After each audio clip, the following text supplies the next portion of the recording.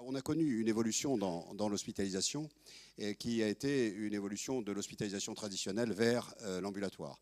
L'ambulatoire a été divisé ensuite en deux parties, ce qu'on appelle l'ambulatoire long, pour parler anglais, le slow track, et surtout le fast track. Donc on a mis en place, avec Jérôme Zared à Angoulême, au centre clinical, on a mis en place un fast track en ambulatoire, c'est un circuit court. Et l'évolution du circuit court, finalement, une fois que ça a été terminé et que maintenant on connaît le processus, on est passé à la récupération rapide après chirurgie, quelque chose qui existe depuis une longue date, mais effectivement, pourquoi faire en 10 jours ce qu'on pourrait faire en 2 jours ou en 1 jour. Donc cette récupération en chirurgie, c'est une évolution sur le plan historique, j'allais dire. Quand j'ai commencé mes études il y a très peu de temps, on parlait de stress chirurgical et donc le choc opératoire, l'agression, les réactions neuro-endocriniennes, tout ça, ça faisait peur aussi bien aux chirurgiens et particulièrement aussi aux anesthésistes qui mettaient en place toute une batterie de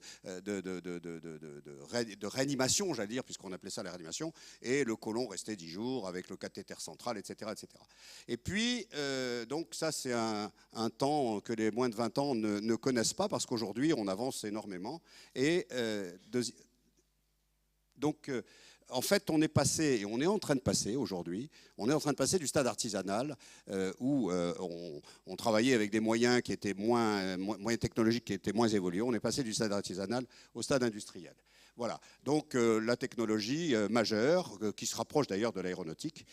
Et est-ce que... Oui. Donc, il ne faut pas parler des pilotes, non. Donc voilà, alors moi qui adore notre président de la République, j'ai pensé qu'il fallait effectivement appeler ça peut-être pour la réhabilitation rapide, le pacte de simplification. En fait, c'est quelque chose qui va rejoindre, on va simplifier toutes les procédures que l'on avait avant.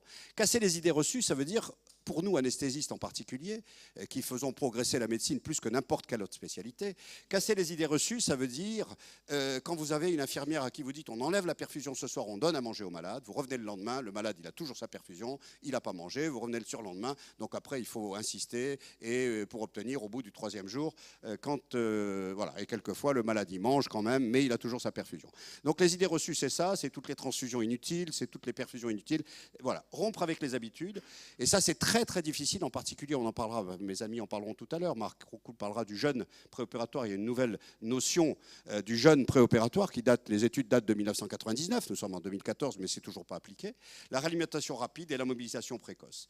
Et finalement, on arrive à remplacer la culture de l'oral, les prescriptions à la volée, sont des prescriptions qui sont maintenant écrites et même informatisées, et on a même, pour certains qui ont un certain âge, on a du mal à s'habituer à cette culture. Voilà. Et puis, bien sûr, le stade industriel, c'est la procédure, c'est la standardisation des protocoles et des pratiques. Voilà, donc en fait, on parle beaucoup de cette notion d'équipe autour du patient. On est en train de mettre le patient au centre du système. Si vous ne le savez pas, je vous le dis, parce que c'est maintenant ce qui se dit partout.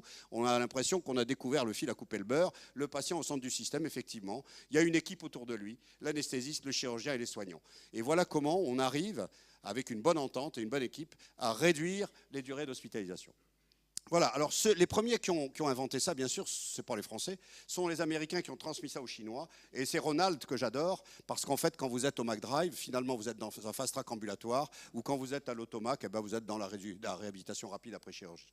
Le fast-track lane, c'est ça, ce que vous voyez. Partout, maintenant, on parle de fast-track, que vous soyez n'importe où, il faut finir avant d'avoir commencé. Alors, je mets quand même en garde sur ce fast-track, parce que à force d'entendre des gens qui font de la chirurgie, ce qu'on faisait en 3 jours, on le fait en 2 jours, maintenant ça va se faire en 1 jour et bientôt on va mettre des blocs opératoires dans les ascenseurs, je pense qu'il faut raison garder et ne pas se précipiter. Il y a des indications pour tout et on ne peut pas faire tout et n'importe quoi.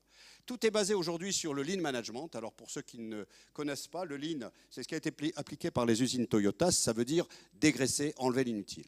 La diapo que je n'ai pas mis, qui était typique de cette représentation, c'est sur les chaînes Toyota, mais c'est aussi pour un acte opératoire de 10 ou 15 minutes qui est une IVG, hein, une interruption volontaire de grossesse.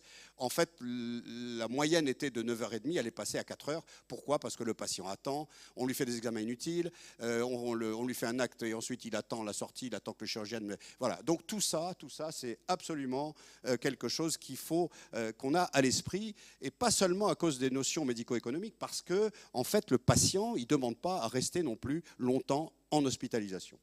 Voilà. Donc, voilà, si vous voulez, un peu les grandes lignes qui vont nous permettre de faire une réduction des durées d'hospitalisation, vers quoi on tend dans les années qui viennent, et même très, très rapidement. Alors, bien sûr, ce que je vous disais tout à l'heure, voilà, en ambulatoire court, il ne faudrait pas qu'on vous dise, et ça, ce sont un peu les remarques qu'on peut nous faire en disant, vous mettez les gens dehors, donc vous pourrez retourner travailler cet après-midi, et vous appelez ça un progrès. Voilà, je vous remercie.